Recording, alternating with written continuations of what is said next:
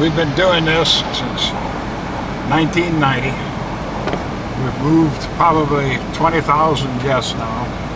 How do you pronounce it again? Atchafalaya, which means long river in Choctaw Indian. Most of the critters let us get right on them. Right.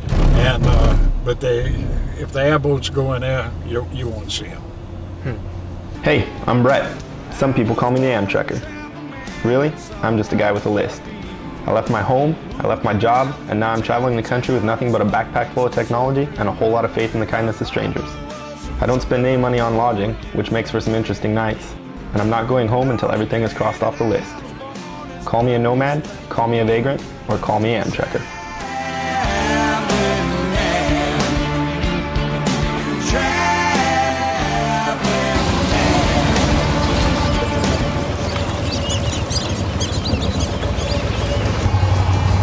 Barn owl, B-A-R-R-E-D, barn owl.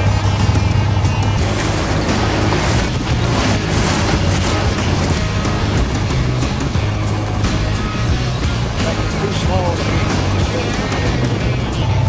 And that bump to his eyes in inches is his length in feet. So you're looking at about a 10-footer at least. Louisiana's record was 19 feet 6 inches. Wow. And that was done in the late 40s.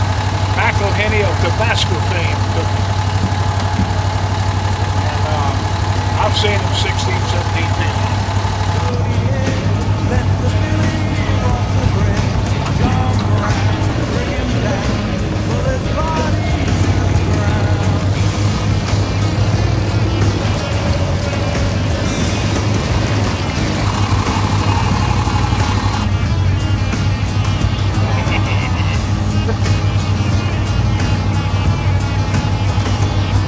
Probably 12 to 15 left.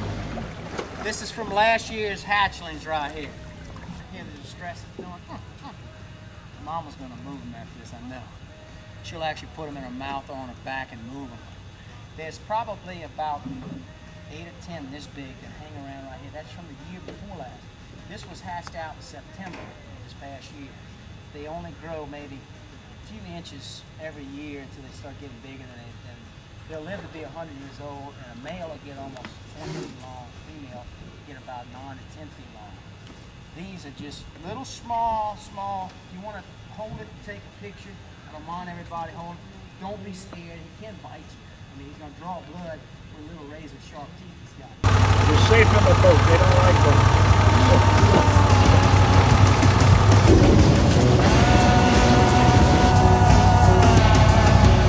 Yeah, that way the walls there, and they put branches to build it up. That's a temporary deal because the water's fluctuating too much to build a permanent thing.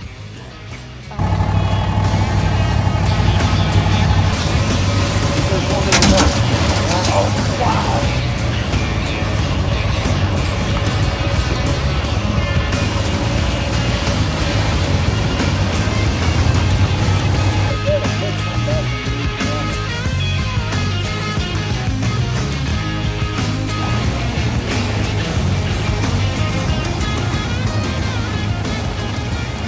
Well team, that's what a swamp tour looks like. I saw a lot of things I wouldn't see anywhere else, and I totally recommend checking it out. Thanks so much to Kurt over at the Atchafalaya Experience, and I may have pronounced that wrong, but I'll put the address right in this region right here. You guys can check it all out. Thanks again to Brian who made that connection in the first place. I really couldn't do this without you guys. And I'll just read this week's email. It's from Robin, and it says, "Hi, Amtrekker. I love what you're doing, but I've noticed that in your blogs and podcasts, it seems like you reference a lot of books and movies. Where do these things come from? Do you have a must-read Amtrekker list so that we all know what you're talking about? Good luck, Robin." So thanks so much for that email, Robin, and I totally know where you're coming from. I reference a lot of those obscure things a lot, and if I were to give you the whole list, it would take forever and be ridiculous, but I'll give you the high points. From books, Travels with Charlie by John Steinbeck, obviously. I mean, that's where my laptop's name came from. I reference On the Road by Jack Kerouac whenever I can. It's a really good one. Mark Twain gets a lot of action. Mythology shows up quite a bit. But the one book that I would recommend reading above all others, even if it doesn't get referenced as much as the others, I pull the quote, "Sleep is the poor man's dinner" from it all the time, because I use it all the time.